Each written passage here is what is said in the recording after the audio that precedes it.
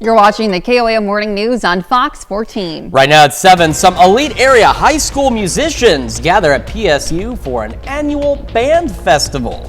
Also, fallout in Chautauqua, Kansas after multiple police officers resign from the force. And we've still got some patchy fog to deal with. Otherwise, a nice Friday ahead of us. So look at that forecast, get you out the door coming up.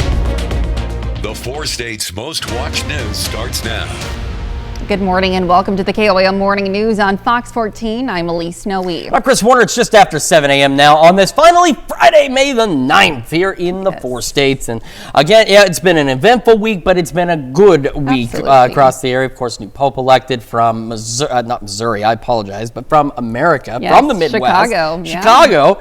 Just absolutely incredible. And of course, a lot of folks celebrating with music for that. And there's other musical celebrations in the area as well. Yes, music lovers make their way to the Bicknell Center in Pittsburgh to celebrate some elite area musicians. The annual 4-State Honor Band Festival kicked off yesterday. KOAM photojournalist Ty Parks takes us inside the showcase.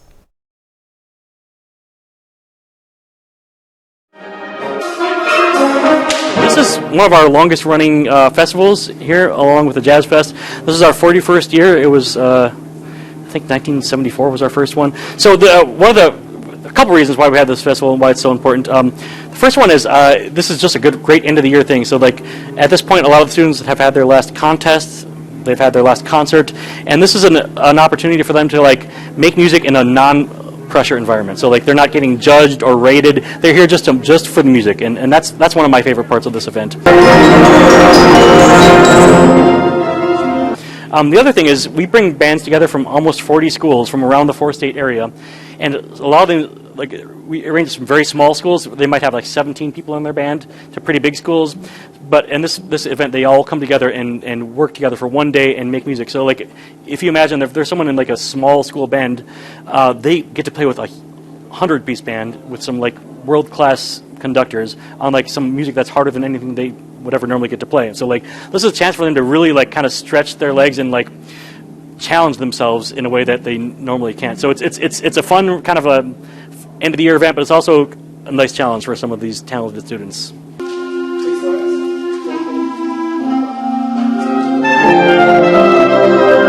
It's something I enjoy doing, and it kind of just wakes me up.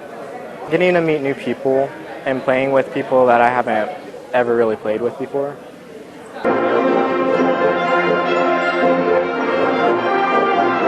So music education is vital to creating a creative, independent, hardworking society. These students most of them are not going to go on in music after high school. A lot of them are going to go out into other professions, but they're going to take what they've learned about working together, about perseverance, and about dedication, and they're going to take that with them for the rest of their lives. Well, yesterday's festival ended with a concert for family, friends, and the public yesterday evening. This marks the 41st year for the event, and a very impressive. Yeah. I was never very good with music. I can't sing. I can't really play any instruments, but that is always impressive. Yes. Well, something else that's impressive is the lack of visibility in some locations this morning. We've had some dense fog to contend with. You can't see any there on our camera. Downtown Pittsburgh, of course, located at 4th and Broadway.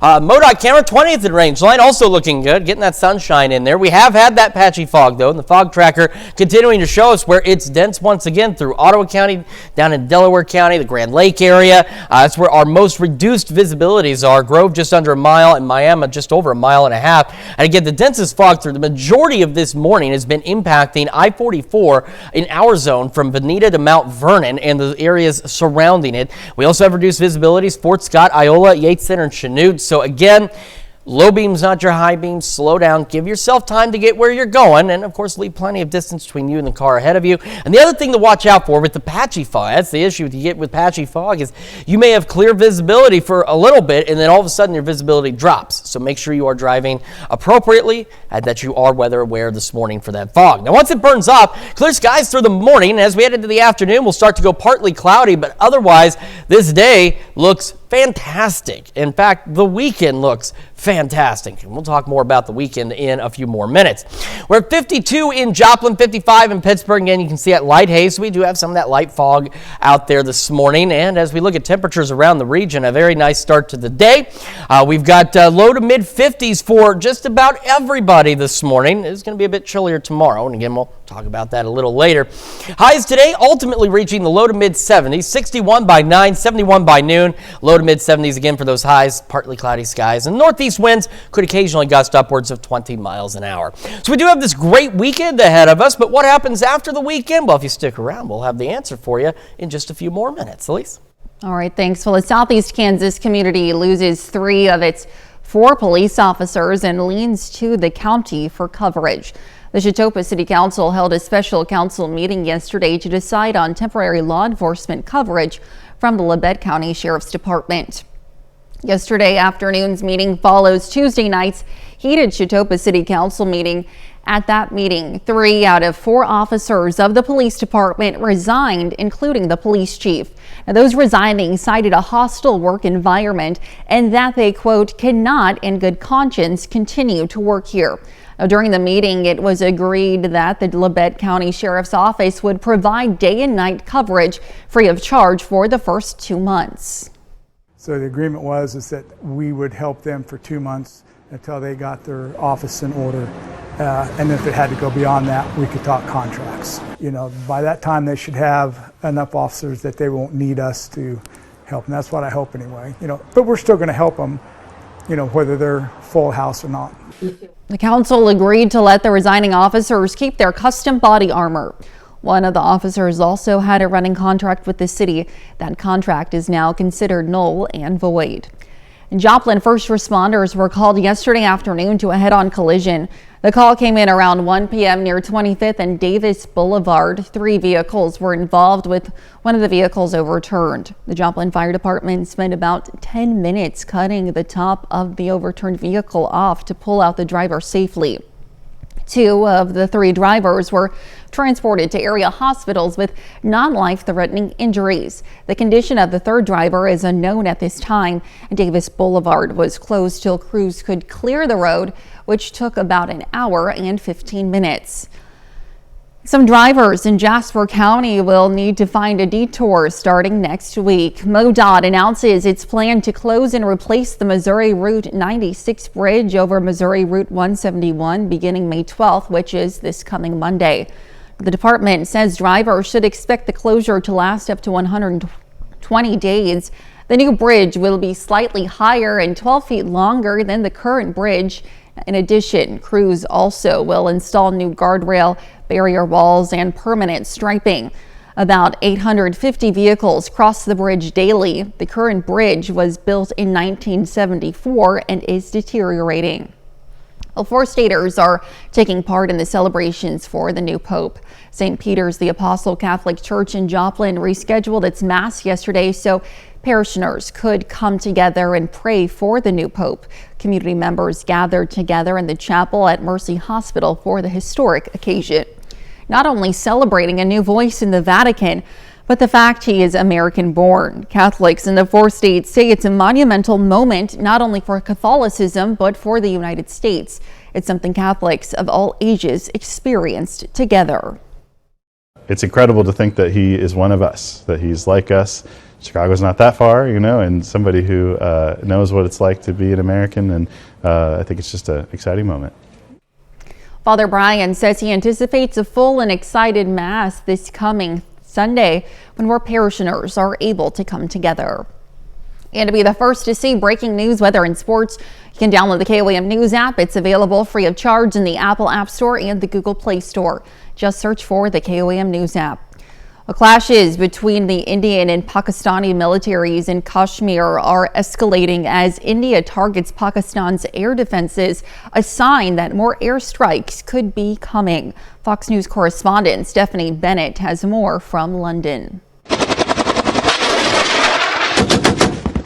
The fighting between the Indian and Pakistani militaries intensified overnight. India fired at least a dozen attack drones into Pakistani territory, wounding 4 soldiers. The attack targeted Pakistan's air defense system, a sign more airstrikes could be coming if the Pakistanis don't crack down on militant groups operating in the disputed Kashmir region. It's up to Pakistan to decide whether they associate themselves with these subhuman monsters or they actually carry out a concrete action against their facilities. It came a day after an Indian missile attack killed at least 31 civilians in Pakistani-controlled areas of Kashmir, a retaliation for a terror attack last month that left 26 Hindu tourists dead. The world is now watching and waiting, with the threat of a nuclear conflict growing. That's the key takeaway here. These are not just two countries sparring with each other. These are two nuclear states that are rivals. The Pakistani government says the U.S. is now leading international efforts to get a ceasefire in place, and they're calling on President Trump to become more engaged. The president has pronounced himself as a peacemaker, as a legacy of peace that he would like to bequeath during his presidency. The president says he'll try his best to get both sides to back down. I want to see it stop. And if I can do anything to help, I will be there. Pakistan's defense minister says he is preparing a retaliatory strike that will include Indian military targets. In London, Stephanie Bennett, Fox News. And those are our top news stories this half hour. Coming up next, the U.S. and U.K. agreed to new trade deals that will benefit both countries. We'll have the latest. And later, we'll hear on a few tips to remember when it comes to managing stress. You're watching the KOAM Morning News on Fox 14. We'll be right back. But first, here's a live look from this weekend's 4-State Farm Show in Pittsburgh.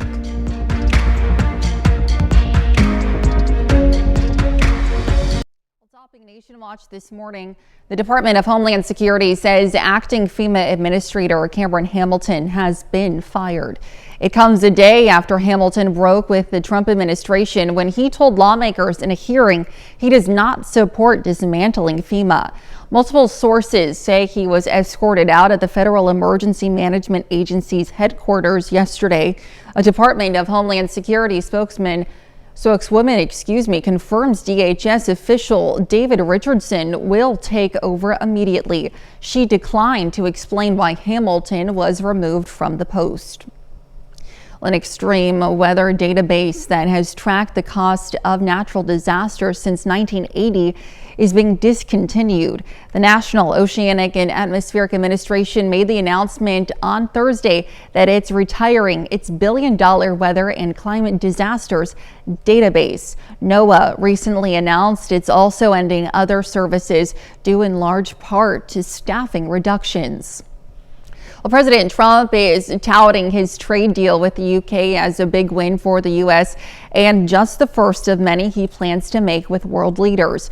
Fox's Jared Halpern has more from the White House.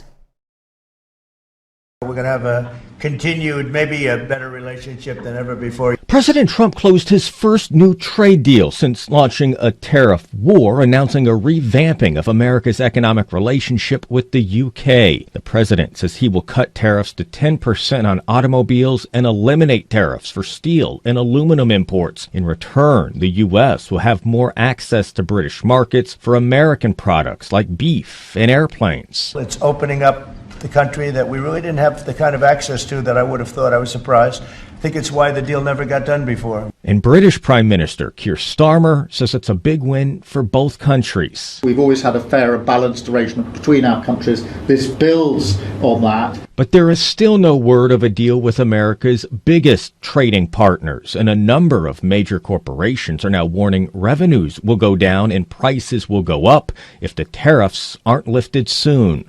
The economy is collapsing.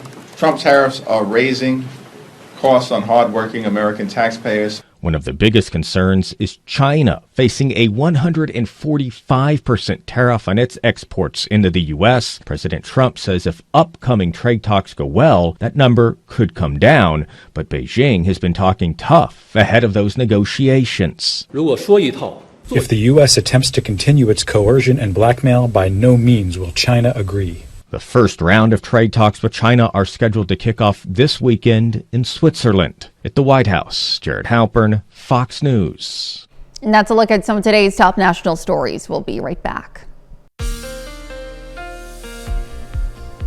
Welcome back to the KOAM Morning News. It's now 7:19 on this Friday morning, starting with a live look downtown Pittsburgh. Skies are clear overhead, sunshine out there. Still have some patchy fog, but it is beginning to burn off just a bit, but it's not completely gone yet. MoDOT camera 20th and Rangeline also looking pretty good as folks get their day underway. So here's a look at the fog tracker. Densest fog is still in northeastern Oklahoma, so Ottawa County, Delaware County, around the Grand Lake area. Of course, that's including parts of 69, 60, and I-49 as well.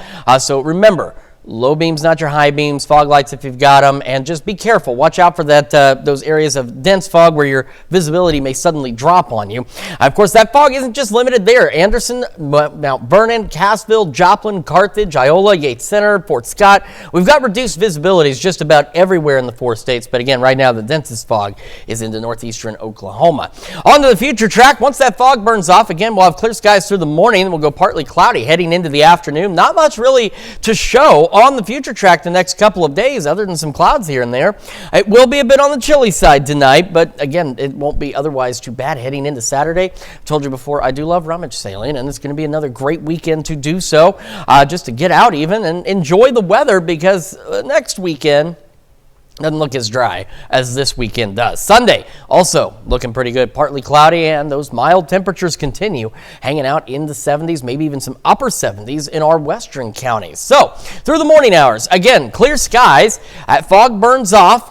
We're in the upper 50s by 8, near 70 by 11 o'clock this morning. And as we head into the afternoon, we're going to cruise into the low to mid 70s for most of us out there. It'll be a bit breezy, though. Northeast winds could occasionally gust upwards of 20 miles an hour. And again, we'll have those partly cloudy skies building back in. Mostly clear to partly cloudy skies through the evening and overnight. Tonight, down to the low 60s by 10 o'clock. And as I mentioned earlier, it is going to be a chilly one, back into the upper 40s, maybe even some low to mid 40s in some cases. So a bit on the cold side. North breeze at about 5 to 10 miles an hour. Then we have rain chances. We have thunderstorm chances. They start returning to our forecast as we head into next week. So we're going to start on Monday. Again, on the future track here on the long range, this is not saying it's raining all across the state of Missouri by Monday evening. It's just saying in these areas is where we could see some scattered showers and thunderstorms. Those chances pick up a bit into the afternoon and evening hours on our Monday. After that, we actually have 2 or 3 days of decent conditions where we start to clear out a bit and our temperatures begin to climb as well. Start seeing the 80-degree readings as we head through next week. Then we go into our Thursday, not looking too bad, but by Friday afternoon and evening, we start to see some opportunities for more scattered showers and thunderstorms, and those could continue, at least for some of us, as we head into next weekend. Now, at this point, again, nothing looking overly impressive at this time, but we are seeing some signs we could get some strong, potentially severe thunderstorms as we head into this weekend. What we've got to watch is beyond that into the week following, where we have 2 or 3 rounds of storms, and some of those could be severe. So that's something we want to keep a very close eye on over the next couple of weeks, because again, we're still in severe weather season here in the 4 states. And of course, we have severe weather anytime, but we're reaching that peak of severe weather season here. All right, 70s continue from today through at least Monday. Those scattered storm chances. Then we get beyond that. Look at those temperatures. It's certainly going to be May out there. It's almost like June. We start cruising in low to mid 80s, maybe even some upper 80s in some cases. I will see those increasing shower and thunderstorm chances heading into the end of next week. Let's check your forecast. We're back with more of the KOAM Morning News right after this. Whether you're applying for a job or have an important event coming up, health experts say it's okay to have some stress. But that is as long as you're managing it properly. Fox News' Ted Lindner has more. Health experts say stress is a daily occurrence, but how we deal with it is the key. We go to the doctor for our hearts, our muscles, our lungs, but we also need to go to the doctor and realize our brain needs help as well. Rhonda Ron, a public health professor at Texas A&M University, says not all stress is bad for our brains. When you're stressed in a positive way, your body can get real excited, and the good stress can help kind of push you forward and help you excel in whatever it is that you're trying to do. Other stress can have a negative impact on your mind and body, and relying on unhealthy habits to deal with it can make things worse. Maybe we go and we eat too much sugar, or maybe we end up drinking too much alcohol that we shouldn't really drink that much. Ron says there's a variety of ways to manage any types of stress, which can also lead to improved mental and physical health. If it's reading, if it's watching movies, if it's playing video games for 3 hours at a time, if it's running, just whatever it is that helps you to manage that stress is going to be helpful. Time management can also be a source of stress. Ron recommends prioritizing important tasks throughout your day to properly manage any stress you're feeling. Put your tasks that you have to do in a priority list, essentially. The things that we have to do right now that are urgent and super important versus urgent but not important. There are also ways to manage your stress even when you're not awake. And don't forget to sleep. Sleep is super important. So we've got about 6 to 8 of those 24 hours that are used to sleep, because that's when your body needs to heal. Ted Lindner, Fox News. I've experienced both the good and the bad stress on more than one occasion, so they're right though. Good stress really does kind of push you to work harder, do better at what you're doing. Sure. Well, coming up, a professor at Missouri Southern shares why they think this year's graduating class is special. And sky's clearing out, still some patchy fog across the area. We'll have another look at your forecast when we come back. The 4 states' most watched news starts now. Welcome back to the KOAM Morning News on Fox 14. It's currently 7:30. I'm Elise Snowy. This is National Nurses Week, and many schools will bring in new nurses to address the critical and persistent shortage of nurses throughout the country. 26 nursing students will graduate from Missouri Southern State University tomorrow. MSSU says this group has the highest on the standardized exam scores in a decade. Most people think about nursing, they think of the bedside nurse in the hospital, but nursing has a lot of specialties that involve technology, anesthesia, critical care, so you have a wide variety of interests that you can get involved in. Well, the professor credits the hard work of the faculty and staff for helping to make the program a success. With graduation right around the corner, graphic communication students at PSU are showcasing the projects they have been working on all semester. Everything from photo and video to print media being showcased. Now, one student even showing a 3D printed lamp of his own design. Yesterday's showcase serves as the students' capstone project before graduation. Just the level of education here is like no other, and then what they specifically teach you here at the Tech Center is you can't find it around anywhere else but Pittsburgh. So I wanted to come back and strengthen my skills and just be better prepared for the workforce. Yesterday's event was open to the public, who was able to offer feedback to the students. Let's head over to Chris for a quick look at your forecast.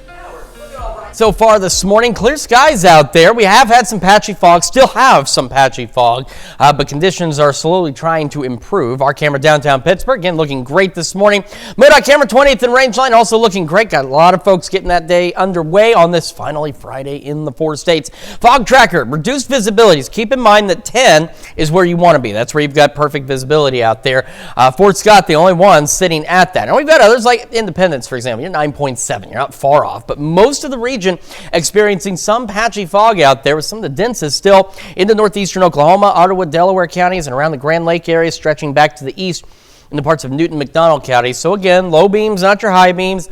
Drive slowly, give yourself time to get where you're going. And the other thing you really got to be careful about is just watching out for those patchy areas of dense fog where maybe your visibility is not so bad and then all of a sudden it drops. So be careful this morning. Through the morning hours, clear skies, and as we enter the afternoon, a mix of mostly clear to partly cloudy skies. Otherwise, we are dry. Temperatures looking great and a bit on the breezy side, but not too bad. Temperatures this morning, not too bad either. We're 52 in Joplin, 55 in Pittsburgh. And as we look at the temperatures across the area, we're all still low mid-50s. Starting to see a few more of those mid-50s building in ahead of highs today, ultimately reaching low to mid-70s. So 61 by 9, 71 at noon. Low mid-70s for most of us out there, and again, a mix of mostly clear, partly cloudy skies. Above that northeast wind 5 to 10 with some occasional gusts upwards of 20 miles an hour. We have a great weekend ahead of us, and then we start to see some shower and thunderstorm chances out there again next week. We'll go over those details with you here in just a few more minutes. Elise? All right, thanks. Well, elation yesterday in Vatican City. Cardinal Robert Prevost ascending to the role of Pope Leo XIV. Fox News correspondent Connor Hansen reports. Energy filled the air here at St. Patrick's Cathedral as people here in New York City and around the world have been taking in the surprising and exciting news of the first American Pope in history. Pope Leo XIV greeting the faithful Thursday evening in Vatican City, the first pontiff ever chosen from the United States. Pope Leo, until Thursday known as Cardinal Robert Prevost, is a Chicago native and a graduate of Villanova University, but spent 20 years serving as a missionary and archbishop in Peru. I think the Latin American cardinals saw him as one of their own. Pope Leo is also the first Augustinian friar to be elected pope. The 13th century order founded by St. Augustine focuses on community and service. The last pope to take the name Leo focused much of his papacy on advocating for the working class. Pope Leo is believed to be one of Pope Francis's preferred successors after being handpicked by the late pontiff to serve as bishop and later as cardinal in 2023. Many hope he'll continue his legacy. If he follows in Pope Francis's footsteps, because he was a kind, giving man. His first words to the people of peace be with you really just echoes where the church should be putting all of their focus on this world is on peace. The Chicago Archdiocese overjoyed at the announcement that one of their own will lead the church. I heard he's a Cubs fan. Well, God bless him. Pope Leo will celebrate his first public Mass in St. Peter's Square on Sunday, marking the formal start of his papacy. In New York, Connor Hansen, Fox News.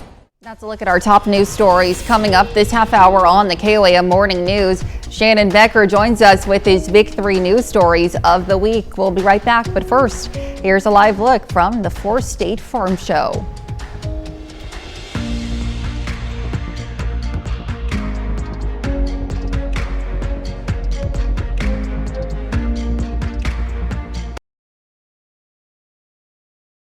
Three news stories of the week. Shannon, good morning. Good morning. Yes. You ready for a great weekend? How about yourself? Yeah. Me as well, thank you. Let's take a look at the big 3 stories this week, what's happening live and local where you live. It was Saturday, about 11 o'clock in the morning. You know, something you hear about in bigger cities, that's the suspect as he walked into the Commerce Bank. Just around 11 o'clock Saturday morning. We learned about it just shortly thereafter. The man, interestingly enough, turned himself in a couple of days later, dropping police work. It was one of those things where they did a lot of the footwork themselves. They actually called him and said, hey, you know, tell her, and he admitted to it. And he said when the teller handed him $200 cash, that's what she gave him, he looked at it and he said, well, this was a bad idea. And then he walked out. I mean, you know, but seriously, it probably was. Probably was a bad idea. He's charged with a first-degree robbery. He did have a Glock weapon in his bag that was visible to the camera, but he didn't have it in his hand. And then also armed criminal action as that story unfolds. Our number 2, KOAM News Now, live and local. Joplin News First Stories. We talked about it last week. It was we did. You and I kind of joked off. I was like, this is going to be a big deal. Yeah, it was. Look at that line. It was our bonus story last week, and probably about 200 people showed up to the grand opening of the weekend for Five Below. Yes. I went inside, checked it out. I tell you, it's a teenager's paradise for really is. The young ladies. I have 2 daughters. Now in their 20s, but when they were younger, they would have loved this. Absolutely. And it was actually a lot of fun. I saw a lot of people I know, and they're going to actually do super well. It's at the old Party City location. It's pretty big in there, next to the Dollar Tree. Wow. Our number 1 KOAM News Now story of the week, tragedy in McDonald County near Goodman. This was Saturday evening right there. That's the damage to a tractor trailer as a Honda had rear-ended the rear end of it. So what had happened, people had called 911 saying there were some dogs in the roadway. Deputies had responded to that area and traffic had stopped so they could try and gather these dogs up or whatever, something like that. The mother did not see the stopped traffic. That is the 23-month-old little girl who did die. More details on our website. Her obituary was released yesterday. It'll be at Ozark Funeral Home will be the viewing today. It'll go on until 8 o'clock, and there's also a fundraiser, I believe. You can contact them through that as well. Yes. Our bonus story of the week. Watch out, these bonuses, they're always good, you know. Mocan Dragway will be smoking this weekend. Farm Truck and Asian. Have you ever heard of these guys? No, tell me about them. They're from the 405, which is Oklahoma City. They'll be here all weekend. It's the 405 Outlaw Shootout. So they got this farm truck that they race other people who come and want to challenge them. So it's really crazy. Yeah, but on the internet, they have like millions of followers. They also have a boat that's this truck as well that goes out on the lake. Wow. I mean, this is stuff, it's impressive. Yeah, this is stuff that the internet is made for, I swear. Certainly. So if you love it, if you've heard of it, Yes. you've got to check it out. It's this weekend, of course, at the Smokin' Mocan Dragway. It'll be fun. I'll be out there for sure. Wonderful. All right. Shannon, as always, thank you so much for being with us this morning. Stick around. We'll be right back. Welcome back to the KOAM Morning News. 7:44 on this Friday morning. A quick look, MoDOT camera, 20th and Rangeline. A lot of cars on the road, but things looking pretty good so far. Still have some patchy fog out there, so Fort Scott is about the only place, along with Mount Vernon, it looks like, that has the perfect visibility. Remember, 10 is the perfect. But, I mean, Pittsburgh, you're at 9.7, same with Independence, so some not that far off. Our denser fog, again, stretching down the I-44 corridor back toward Veneta, Grove, Miami out there, of course, the Grand Lake area, and around Iola. So, again, just use caution this morning as you're heading in, because you could run into some rapidly changing visibility conditions as well. Future track, it looks like this. It looks pretty blank, because we're going to have a mix of mostly clear to partly cloudy skies as we head into the afternoon today. Got a great Friday ahead of us, and if you like today, I have some terrific news. Other than a somewhat chilly start tomorrow morning, you're going to like Saturday as well. Same thing, partly cloudy skies, temperatures mild, pretty pleasant. And if you like Saturday, well, guess what? Sunday's going to do the same thing for us. Mild temperatures and partly cloudy skies across the area. So not bad weather from now heading through the weekend, but we do have some changes on the way as we roll into next week, which does include the chances for some thunderstorms. And we'll talk about that and some stuff we're watching a little further beyond that as well here in just a moment. But first, let's get our morning started. Our camera 7th and Rangeline looks great. Clear skies. Again, a mix of mostly clear to partly cloudy skies later today. Otherwise, sunny to start. Upper 50s near 60 by 8 and about 70 by 11 o'clock this morning. Heading into the afternoon, we eventually warm low to mid 70s for most of us, maybe a couple of upper 70s out in our western counties. I'll have that northeast wind 5 to 10, occasionally gusting upwards of about 20 miles an hour. Again, that mix of mostly clear to partly cloudy skies will continue through the evening and overnight. Low 60s by 10 o'clock, and as I mentioned, a bit chilly out there, upper 40s. There might even be some lower 40s here and there, so do be prepared for that Saturday morning, especially, again, I know I say it a lot, but if you're heading out for rummage sales or if you're doing anything Saturday morning early, just be prepared for it to be a little chilly, but don't overdo the coat or the bundling up, because it's going to warm up quite nicely as we head into the afternoon on Saturday. All right, so here we go Monday. Again, this is not rain across the entire state of Missouri, but in these areas is where we could see some scattered showers and thunderstorms. Those chances pick up a bit as we head into Monday afternoon and evening across the area. After that, we have 2 or 3 days of pretty calm weather. It's just temperatures will begin to take off. We start to see some 80-degree readings out there. And then we go into Friday, and the future track has already changed from this morning, but by the afternoon, could get some thunderstorms out there across the area and a few lingering in our southern counties possibly by Friday evening. Then we'll have this system just kind of hovering to our south that could lead to additional shower and thunderstorm development as we head into next weekend. And at this point, again, there's nothing screaming severe about any of this activity by next weekend, but we do have the signs that we could get some strong, possibly severe thunderstorms. So it's something we want to keep an eye on next weekend. Now, once we get past next weekend into next 2 Mondays from now, that's when we start to see our severe chances increases in the week following next week. So that's something we do want to watch very closely as we get a little closer, because again, we're still in severe weather season. We can of course have severe weather any time of year, but we're reaching that peak here in the 4 states, so we want to keep an eye on those chances. All right, now through Monday, 70s for our temperatures, and then by the time we roll into Tuesday, we start seeing the 80s out there, maybe even some upper 80s on Wednesday, and then we've got those thunderstorm chances that'll start building in toward the end of next week. That is a check of your forecast. We'll be back with more of the KOAM Morning News right after this. Well, nearly 2 years after those devastating wildfires in Hawaii, some survivors are finally back home. For now, several families in the Lahaina, excuse me, my clicker is not working. It broke. There we go. Luckily, we have producers to give us prompter when we need it. Thank you so much. Families in the Lahaina community are living in tiny homes until construction on their new homes complete. Lahaina fire survivor Pikaki Ricard proudly invites me into her cozy Ohana unit that was donated to her. It's like a little living room. It's perfect for her and her husband of 61 years, Scotty. After the fire, people told me that if I'm going to come back and build, I tell them, yes, I'm going to come back. I'm a Lahaina boy. I lived in the house here for 57 years. We lived here. But I also, were born and raised here. So this is my home, and I'll stay here till I die. The couple has 3 children, 11 grandchildren, 16 great-grandchildren, and 1 more on the way. Many of them live right here on Pauala Place in Lahaina. Papa's house was their gathering place. Always together with our parties, our gatherings, everything.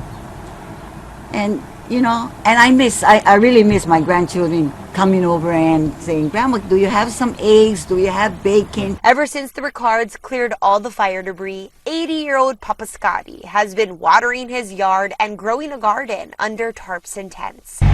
This new temporary tiny home is thanks to Global Empowerment Mission, or GEM, Stable Road Foundation, and Maui Brewing Company. Most of our GEM team was born and raised in Maui. So it's really personal for all of us to make sure that Hawaiians and folks who are born and raised in Lahaina are able to get back to their land, back to their homes, and we don't want to see anyone have to sell or not be able to move home or move off island because they just can't afford to build. A total of 7 families were gifted these homes. GEM hopes to make it possible for many more through more donations. I hope that other families do the same and, find the encouragement in families like us. We're here, we're back, come back home to us. Reporting from Lahaina, I'm Chelsea Davis. That's impressive. And it's hard to believe it's been 2 years since those fires as well. I know, very heartbreaking. Indeed. And at least they're starting to get things slowly back together. We have some clear skies out there. That's our camera downtown Pittsburgh at 4th and Broadway. MoDOT camera 20th and Rangeline looking pretty good as well as the road fills up with those morning commuters. But a reminder, we still do have some patchy fog out there as well, stretching mainly along the I-44 corridor. But we still have reduced visibilities, Iola, Chanute, Yates Center as well. Miami, of course, down toward Grove around the Grand Lake area. So just again, use caution this morning as you're getting your day started. Future track into the afternoon, a mix of mostly clear to partly cloudy skies across the area. Otherwise, a very decent day. A little bit chilly on the overnights tonight, and then we'll go into our Saturday and have another nice and partly cloudy day. Temperatures hanging out still into the 70s for us. So got a great weekend out there, and not a bad Friday either. Again, we'll have clear skies like we're seeing right now through the morning hours, near 60 by 8 o'clock this morning, which we're already seeing, and near 70 by 11 o'clock this morning. We'll have another look at your forecast, plus the news you need to know right after this. And here's a check of today's top headlines, the news you need to know before you head out the door. Joplin first responders were called to a head-on collision near 25th and Davis Boulevard. 3 vehicles were involved, with one of the vehicles overturned. 2 of the 3 drivers were transported to area hospitals with non-life-threatening injuries. The condition of the 3rd driver is unknown at this time. Davis Boulevard was closed until crews could clear the road, which took about an hour, 15 minutes. Alicia Topa City Council held a special council to decide on temporary law enforcement coverage from the Labette County Sheriff's Department after losing 3 of their 4 officers, including their police chief. Those resigning cited a hostile work environment and that they, quote, cannot in good conscience continue to work here. It was decided that the Labette County Sheriff's Office will provide coverage for free for the next 2 months. And some drivers in Jasper County will need to find a detour starting next week. MoDOT announces its plan to close and replace the Missouri Route 96 bridge over Missouri Route 171 beginning May 12th, which is this coming Monday. The department says drivers should expect the closure to last up to 120 days. Let's check out today's top headlines, the news you need to know before you head out the door. And as you head out the door, don't forget we have some patchy fog out there still. We'll clear out through the morning, partly cloudy skies into the afternoon, and our temperature is not bad. Low to mid 70s, northeast wind occasionally gusting to 20. Partly cloudy, mostly clear to partly cloudy skies continue through the evening and overnight, and chilly tonight, back into the upper 40s. Got a great weekend ahead of us. We're dry, we're warm, even warmer next week in the 80s with some of those scattered thunderstorm chances. Well, a 12-foot bronze statue stands as part of a Times Square arts project. The piece, titled Grounded in the Stars, was created by artist Thomas J. Price. Now, the fictionalized character is intended to foreground the intrinsic value of the individual and amplifies traditionally marginalized bodies on a monumental scale. Certainly an interesting sculpture for sure. Well, thanks so much for being with us this morning. We're back at noon. Have a great rest of your morning.